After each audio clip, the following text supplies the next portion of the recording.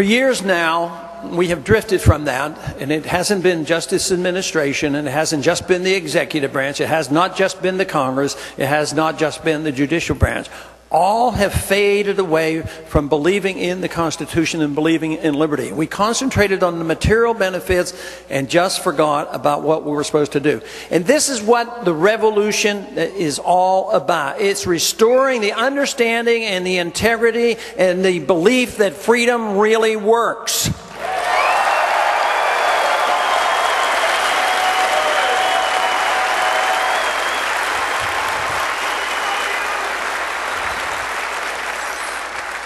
In contrast to how freedom works and brings us all together, and we don't have to agree with each other, we just agree not to tell other people how to live, socialism and welfareism and interventionism and the kind of system we've been living with does exactly the opposite. Because all the control goes to a central government that continues to grow. Then the government tells us when and how we can use our land, what we can do with our lives, what we can do with our contracts and economics. And the process continues to the point where the individual has lost control of his life as well as his well-being and the fruits of his labor. Now, if we decide to go back, which I assume everybody here has decided we're going in the wrong direction and we need to reverse it.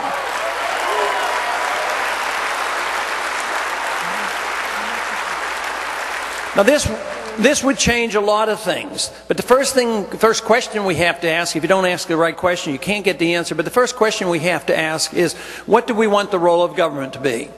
And the role of government, very simply, in our country, was intended to be very, very simple. The role of government was put in place to protect liberty. No more complicated than that.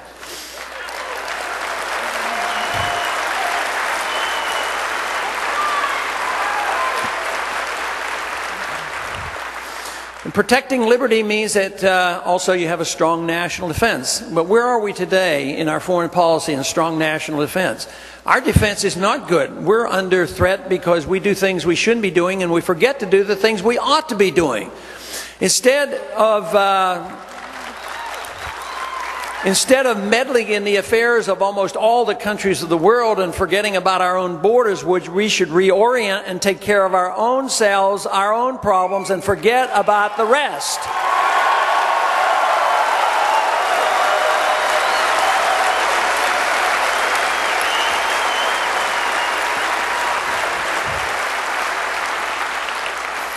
The Constitution gives us no authority to police the world or get involved in the internal affairs of other nations. Sure, there are a lot of countries around the world that aren't doing the right things.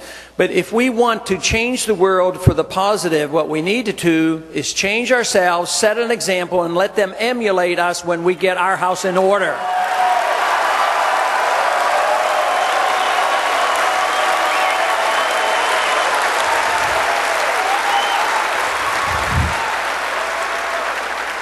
Not only does the Constitution not give us the authority to do it, it's immoral to use force to so-called, make other people live like we do. We can't do it.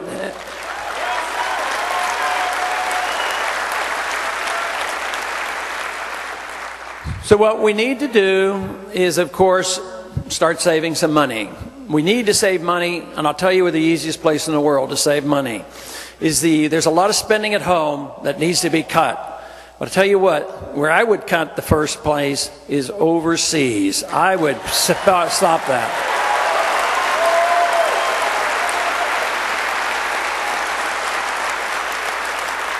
We now have an empire. Some won't admit it, but we do. If you have 700 bases outside our country and around the world, that means we are maintaining an empire. We do not need an empire.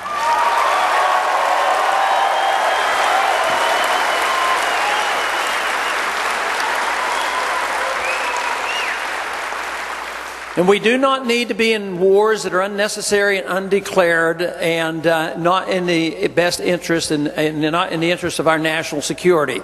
Those are the kind of wars that are going on now in Iraq and Afghanistan, the threat of going to war in Pakistan and Iran.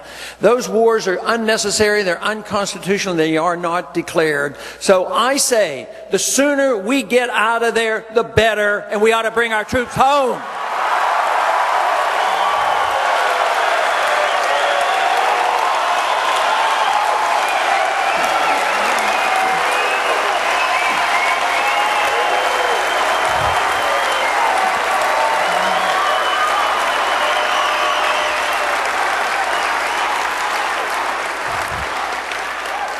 I'm asked so often by the media why the young people support me. Well, I think they know their arithmetic and they figured out what kind of bills they're getting to pay for past spending.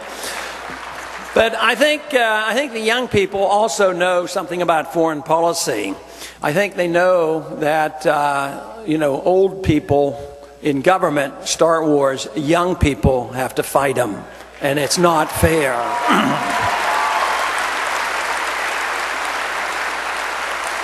Just think of the difference it would be if everybody who had acknowledged and allowed wars to begin and start taxing you for the war, such as we're going on now. What if they were the first ones that would have to go and serve? What would they do then?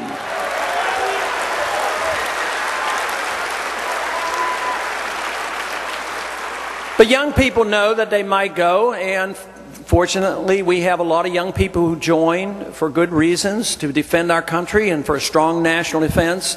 But then they take the oath of office to obey the Constitution. But think of the dilemma. We're there to obey the Constitution, yet we ask these young people to go fight wars that are unconstitutional. I was called up in the 1960s during Vietnam, and I served 5 years in the Air Force. And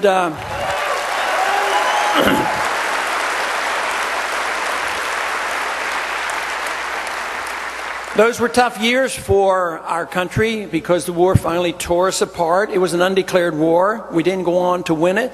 But we have veterans here in the audience tonight. I'm sure some of them served in Vietnam. And we have to congratulate those who have served, those who volunteered, and those who were drafted. But they went and did their duty to defend this country.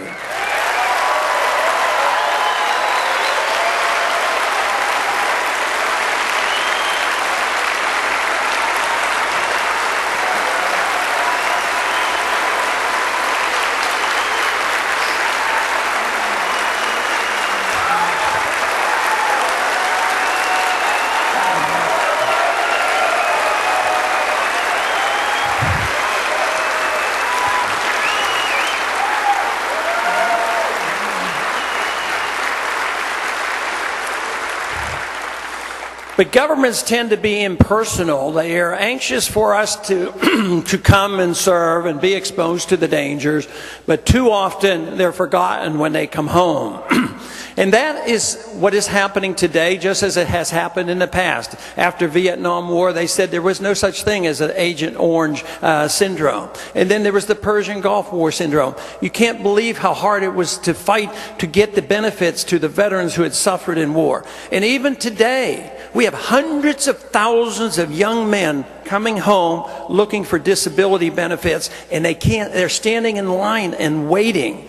And this is wrong. That should be on the top of our priority. If they've been exposed, we need to take care of the veterans.